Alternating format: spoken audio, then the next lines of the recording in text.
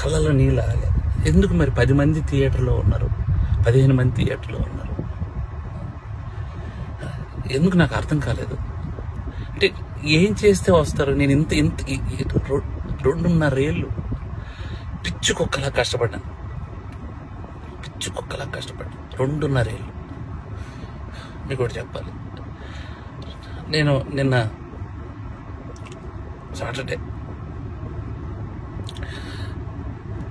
ఆఫీసులో చిన్న మనస్తాపం అయింది. థియేటర్కి ఎవరు రావట్లేదని చెప్పేసి ఇంటికి వెళ్ళాను. మా ఆవిడ సినిమా 4:40 షోకి వెళ్ళింది. నేను 5 o'clockకి ఇంటికి వెళ్ళిపోతున్నాను చెప్పాను. నువ్వు సినిమా చూసిరా, నేను ఇంటికి వెళ్తున్నాను అన్నాను భయ్య. మా ఆవిడ పరిగెత్తుకొని వచ్చేసింది భయ్య. నాకు అప్పుడు అనిపించిపోయింది, నేను ఎక్కడ మనస్తాపానికి చెంది ఆత్మహత్య చేసుకుంటారేమో అని వచ్చేసింది భయ్య. అది 2.5 ఏళ్ళ కష్టం తనకు తెలుసు.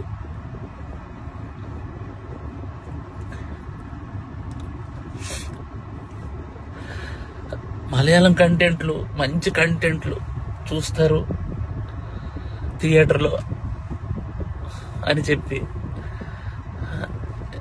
చేశాను భయ్య. నేను కాన్ఫిడెన్స్తో ఒక మాట అన్నాను భయ్య జనాలందరికీ, సినిమా కానీ మీకు నచ్చకపోతే నా చెప్తే నేను కొట్టుకుంటా అన్నా. నా చెప్తే నేను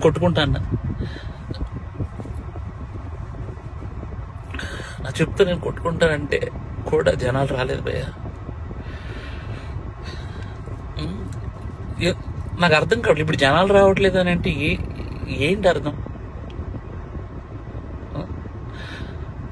పని చేస్తా భయ్య, నేను ఇలా కాదు, నేను మలయాళం ఇండస్ట్రీకి డైరెక్ట్ వెళ్ళి అక్కడే సినిమా తీసుకొని ఒక తెలుగు ఆడియన్గా ప్రూవ్ చేయడానికి వస్తాను భయ్య. నేను తెలుగు ఆడియన్కి సినిమా తెలుగు తీస్తే ఎలా ఉంటుందో చేసుకొని వస్తాను భయ్య. మీరు మలయాళం సినిమాలు అయితేనే వస్తున్నారు భయ్య, అర్థమైపోయింది నాకు. అంటే పరభాష చిత్రాలు కంటెంట్ సినిమాకి ఒక్కసారి వెళ్ళి బాగాలేదంటే నేను ఒప్పుకుంటా భయ్య.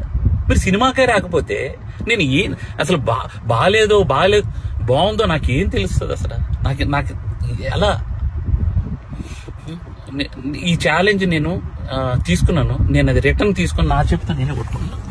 నా చెప్పుతో నేనే కొట్టుకుంటాను. చాలు భయ్యా, చాలు ఉంటా బాయ్.